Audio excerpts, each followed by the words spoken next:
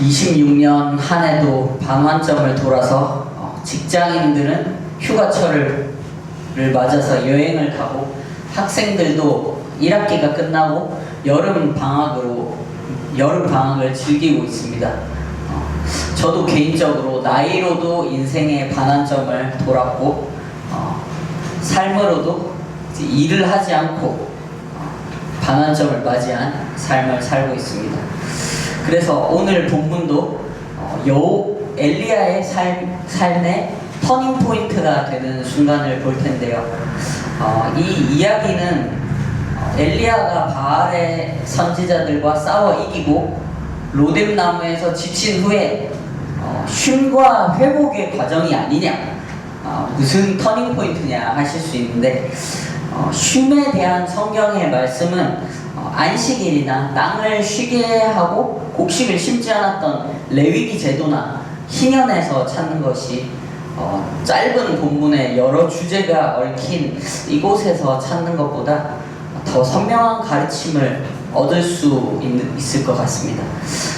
회복이 단순히 이전에 좋았던 모습을 되찾는데 그치는 의미라면, 엘리야는 낙심한 상태에서 지금 삶을 돌아보고 그 방향을 바꾸어 새로운 차원으로 나아가는 말 그대로의 인생의 전환점, 터닝 포인트 지점에 와 있습니다. 엘리야의 나이가 직접 명시되어 있지는 않지만 아합이나 그의 국내 대신 오바댜나 군사들이나 엘리사를 제자로 삼은 부분, 그리고 선지자 생도들이 엘리야를 대하는 모습과 태도, 승천하는 부분들을 봤을 때 나이가 적지 않았던 것 같아요. 거의 말년에 가까웠던 것 같습니다. 그래서 이제 거의 다 끝났기 때문에 그냥 이전에 해오던 대로 익숙한 방식대로 해도 무방할 것 같은데, 그럼에도 하나님께서는 가르치시고 새로운 길을 가게 하십니다. 엘리야는 우상 숭배가 가득하던 시기에 그 누구도 할 수 없는 일을 사명으로 부여받았고 그것을 해냈습니다. 하지만 그 성공적인 미션의 성취와 완수가 엘리야가 원하던 결과로 이어지지는 않았어요. 엘리야는 이 우상 숭배가 가득한 이스라엘을 재건하고 바로잡으려면 강력한 기적과 증명으로 이스라엘이 하나님께로 돌아오게 해야 된다라는 생각으로 가득 찼던 것 같아요. 그래서 모든 힘듦과 희생을 기꺼이 감내하며 하나님의 역사를, 기적을 기다립니다. 그런데 기다리던 그 기적이 일어났는데도 우상 숭배자들은 회개하지 않고 여전히 죽이겠다고 달려들고 백성들의 반응도 뜨뜻미지근한 거예요. 그래서 엘리야는 허탈해서 그 지쳐있는 와중에도 자신이 삶의 목표로 삼고 달려왔던 그 롤모델인 모세가 인내하였고 씨름하였고 낙심하였고 은혜 받았고 응답받았고 결국에 변화된 곳이자 동시에 이스라엘도 통과하게 하셨던 의미가 있는 곳으로 20일쯤 걸리는 광야의 길을 40일 동안 걸으면서 하나님을 찾습니다. 모세에게 그곳에서 있었던 하나님의 은혜가 자신에게도 있기를 바라면서 그 길에 서서 천천히 그 길을 따라 걸으면서 그런 역사가 다시 자신 안에 일어나기를, 마음의 불씨가 다시 지펴지기를. 그런데 엘리야의 결론은 도저히 모세처럼 할 수 없다, 도달할 수 없다입니다. 나는 내 조상보다 낫지 못합니다 하면서 완전히 낙심을 하죠. 슬퍼하고. 이것은 그만큼 엘리야의 다른 행동에서도 나오지만 모세를 계속 보고 따라가려 했던 그런 부분들이 정말 잘 드러나는 부분들이라고 생각하는데, 그러니까 나는 내 조상들보다 낫지 못하니까 나를 죽여달라는 거야. 나의 존재의 의미와 생명은 나의 목표를 성취함에 있는데, 거기 그것을 이루지 못할 뿐만 아니라 다다르지도 못하겠고 앞으로 이룰 가능성도 없으니까 이제 이런 비참한 이런 무기력감에 날 놓아두지 말고 그냥 목숨을 거두어 가달라는 거예요. 하나님께서는 다시 엘리야가 원했던 기적들을 일으켜 주십니다. 오늘 본문에서 나오듯이.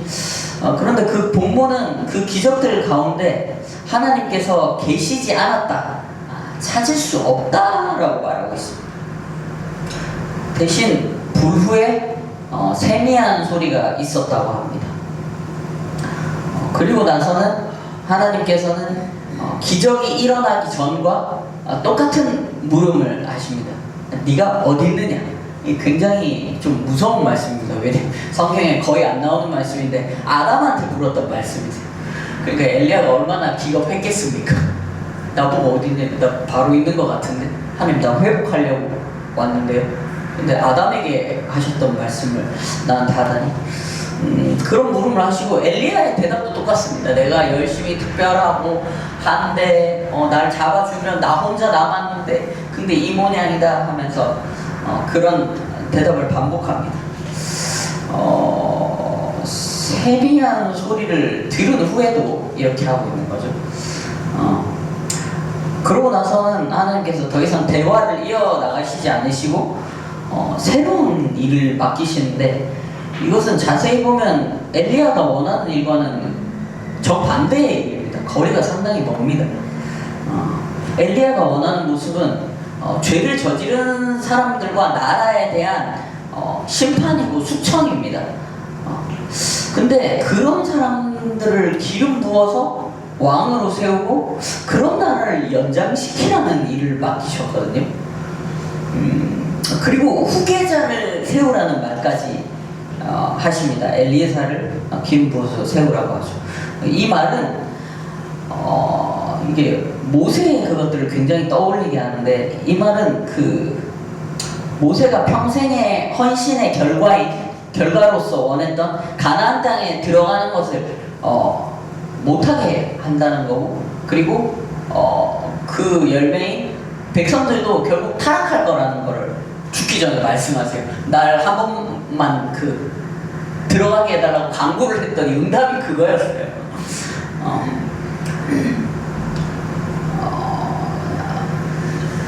그러니까 이게 후계자를 세우라는 말과 그런 뭐라 그러냐, 죄악된 그런 나라들과 사람들 그 역사를 이렇게 흘러가게 오히려 기름 부어서 이렇게 가게 내어두라는 말은 결국에 하나님의 역사의 끝을, 그러니까 우상이 무너지고 하나님의 나라가 회복이 일어나는 것을 너는 못 볼 거라는 의미죠. 못 볼 거라는 의미예요. 그러니까 열매를 누릴 수가 없다는 거예요. 왜냐하면 그것이 참된 열매가 아니라 신약으로 표현을 하면 몽학선생인 겁니다. 몽학선생. 그러니까 다리를 가리킨 손가락이 아니라 다리를 바라보게 손가락이었을 뿐이라는 겁니다. 그 사역이라는 것은 그 시편에도 말하죠. 예수님도 말씀하시고 하나님의 하나님 주시는 양식과 분깃과 소유는 하나님의 말씀을 따르는 겁니다. 하나님의 일을 하는 것은 하나님을 믿는 것입니다. 이런 말들. 또 엘리야는 건데 즉각적으로 순종을 해요. 모세를 롤모델로 삼고 그를 닮고자 하고 또는 그를 뛰어넘고자 했던 모세 전문가 엘리야에게 하나님께서는 모세를 다루셨던 일들로 엘리야를 깨우치신 것 같아요. 왜냐하면 지금 엘리야의 상황이 일기 때의 모세, 그러니까 떨기나무 앞에서의 모세이고 기적은 일으켰지만 기적을 보았지만 경험했지만 이스라엘의 마음은 하나님께로 향하지 않음을 직면한 모세이고, 그리고 헌신의 결과를 얻고 그것으로 위안을 얻으려고 했던 모세에게 하나님께서 대답하셨던 것과 똑같은 말씀을 하시고 똑같은 물음을 하시기 때문입니다. 그러니까 엘리야가 찾았던 갈망과 삶의 답이 결국 성경 안에, 하나님 안에 있다라는 것을 이제 말씀하시고 또 발견한 것이죠. 우리도 원하는 결과와 상황과 성과를 내기 위해서, 그것이 뭐 시험이든 직장이든 이렇게 노력을 하다 보면 우리도 우리의 한계에 부딪힐 때가 많죠. 그 한계는 어쩌면 내가 갈망하고 열심히 하면 할수록 더 선명히 와닿는 것 같아요. 그리고 우리는 우리가 원하는 방식으로 목표에 다다를 수 있다고 하고 그것이 맞다고 생각하고 그 방식이어야만 한다고 고집합니다. 그 한계에 마주하고 우리의 방식에만 갇혀있는 우리에게, 엘리야에게 오늘 하나님께서는 말씀하십니다. 내가 변화시키려 했던 대상이나 환경뿐만 아니라 내 자신에게 말씀하십니다. 물리적인 기적으로 변화가 일어나지 않는다. 내가 원하는 방식으로 내 인생이 진행되지 않는다. 그런데 자신의 것들이 한계에 부딪히고 부서질 때 그분의 일하심을 비로소 받아들일 수 있고 순종할 수 있고 그분이 새 일을 행하시는 것을 보고 우리는 안식할 수 있습니다. 성경 안에 나의 삶이, 길이, 빛이 있다는 거죠. 짧은 간증을 하고 마치도록 하겠습니다. 어떻게 말해야 될지 모르겠는데, 어머니가 선생님이신데 어릴 때부터 그런 말씀을 항상 했었어요. 이제 아버지가 목사님이고 어머니는 이제 선생님이었는데, 너 커서 뭐 하려고 그러니? 너는 잘하는 게 없대. 그러니까 이게 상당히 걱정이 된다는 거죠. 그래서 난 역사를 잘하지 않느냐.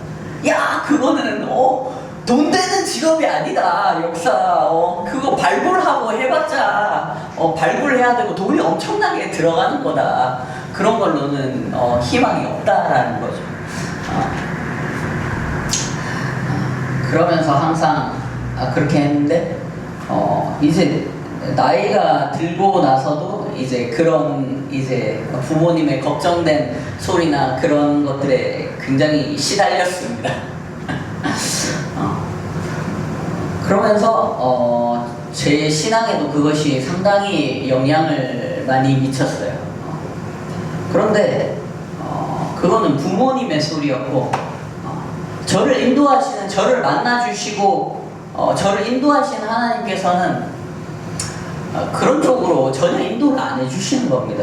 그러니까 어떻게 보면 저희 80년대 후반부터 90년대 초반생들이 이 자격증과 스펙에 이제 그 약간 시대거든요. 뭐 토익 봐야 되고 자격증 따야 되고 막 그런 이제 시기들이 있었는데,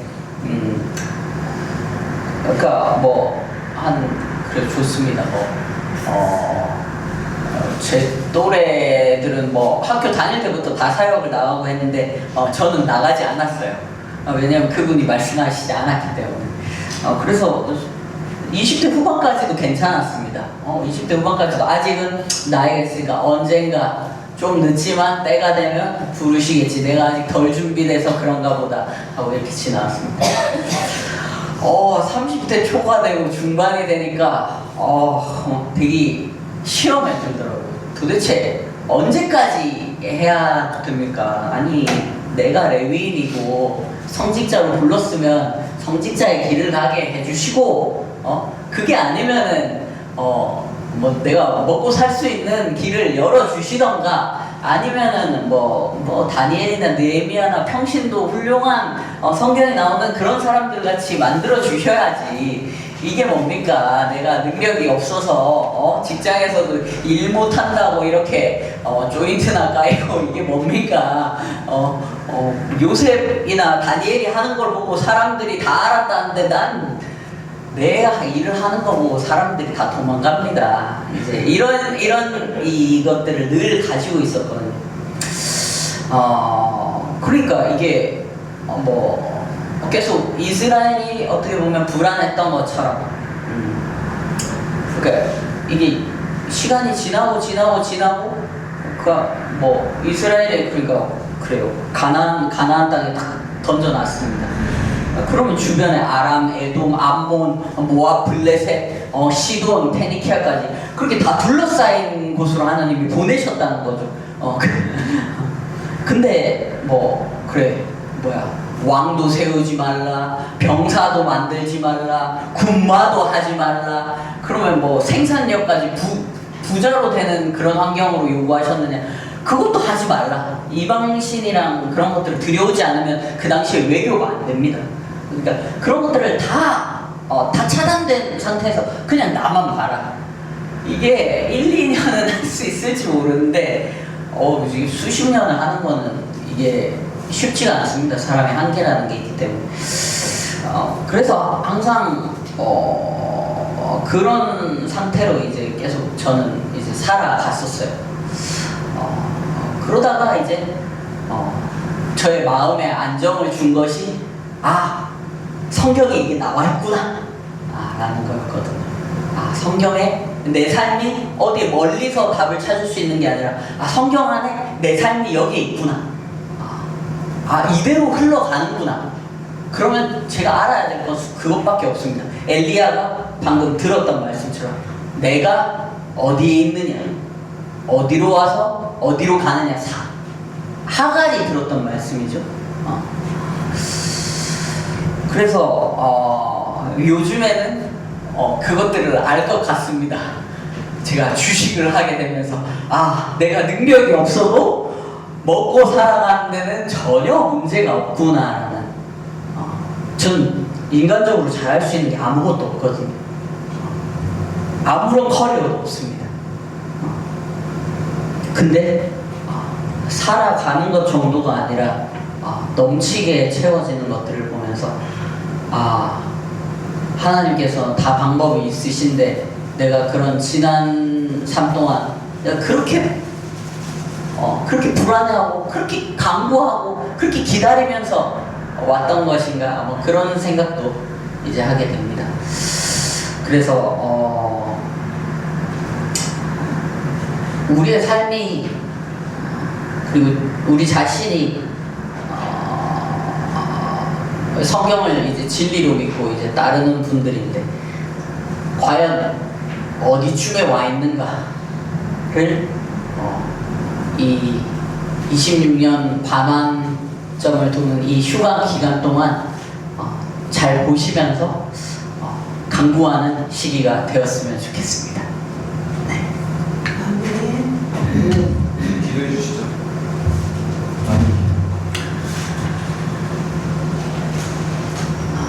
하나님 아버지, 하나님께서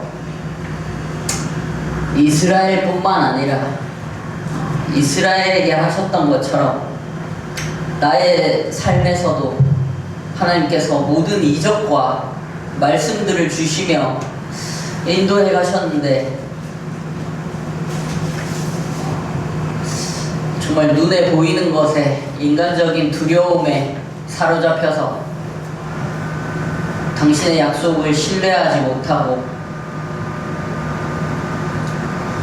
내 삶을 어떻게 개척해 보려고 하는 그런 죄들을 지으며 하나님 살아왔습니다.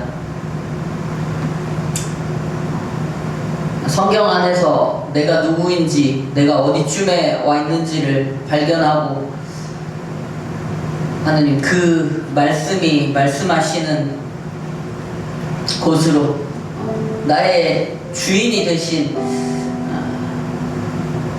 당신의 음성을 따라서 남은 삶을 살아가려고 합니다. 하나님, 정말 가나안 앞에 선 이스라엘처럼 정말 저들은 거인족이고 나는 그 앞에 메뚜기와 같고 아무것도 할 수 없지만, 다른 사람들은 창과 칼에 의지하며 하나님 나아가지만, 하나님, 저는 만군의 여호와의 이름으로 제가 세상 앞에 서겠습니다. 하나님, 우리가 말씀들 그냥 남의 것들처럼, 남의 이야기들처럼 지나치지 않게 해주시고, 그 안에 당신의 마음과 당신의 인도와 나의 삶이 모두 담겨 있음을 보면서 저 이 말씀을 쓸데없는 것이 아니라 이것이 이방 민족이 봤을 때 너희들의 지혜이고 너희들의 생명이라고 말씀하신 것들을 믿고 우리가 그 말씀 붙들고 살아가려 발버둥치게 해주십시오. 하나님, 우리의 마음이 가나안에 입성한 이제 살 수 있을 것 같은 이스라엘이 되어서 눈에 보이는 것들을 쫓아가는 것이 아니라 당신께서 내 삶에 베푸신 모든 이적들이, 말씀들이 나의 마음에서 떠나지 않을 수 있도록 주야로 묵상하며 걸을 때든지 길을 갈 때든지 누웠을 때이든지, 더 나아가서 우리 주변 사람들까지, 우리 후손들에게까지 신앙 전수할 수 있는 그런 역할 감당해낼 수 있도록 하나님, 우리가 깨어서 죄와 싸우고 당신의 말씀을 주야로 묵상하며 내 마음을 지키게 하여 주시옵소서.